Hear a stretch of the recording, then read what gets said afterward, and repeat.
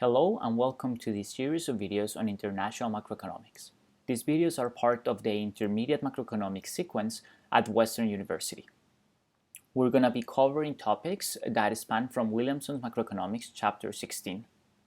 The objective of this series of videos is to cover the final set of topics in international macro that finalize the course taught in spring 2020. When looking at these videos, remember they are a companion to the readings and to the forums where we're going to have discussions. They are not by themselves enough to cover the whole material. Also remember that you can always speed up or speed down any of the videos so that they accommodate better at the rhythm and the way that you're studying. Okay, having said that, let's go into what we're going to cover in these videos. Here is the outline. The first thing we're going to cover is we're going to go back to certain definitions of the variables and type of economic time series that matter for us in the study of open economies. The main two variables we're going to cover are the current account and net exports. This discussion of current account and net exports is going to be based on what we've already seen in Chapter 2 of the book on national accounts.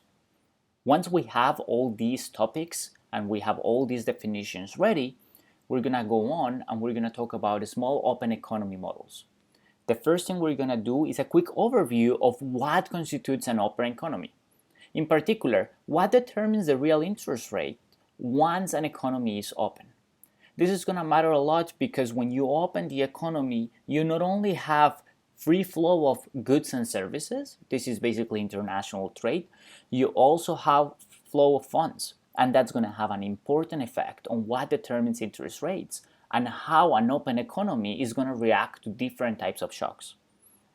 Once we have these nailed down, we're going to go into an endowment economy. This is an economy where there is no production and output is just endowed to agents. Now this is going to let us, yes, not see production, but it's going to let us focus on the consumption saving choice of agents. As we're going to see, that turns out to be the critical choice to understand how the economy is relating to the rest of the world through the flow of funds that we were relating to before. Okay, and so that's going to have a lot to do with the definitions we had done earlier on the current account. Then once we have these, we're going to zoom in this model into sovereign default. This is focusing on how countries repay foreign debt. Whether they always do it or they can default, we're going to see that it has big effects, very large impacts in how an economy relates to the rest of the world. How much it can borrow, it's also determining how much trade there can be. And after we do this, we're going to close by adding production to the economy. In that section, we're going to focus on the effect of shocks on the economy. So what we want to know is how the economy responds to changes in government spending or to changes in the international interest rate once the economy is open. Okay, with that, we finalize our first video. In the next video, we're going to be talking about the current account and net exports and how they relate to national savings. Thank you.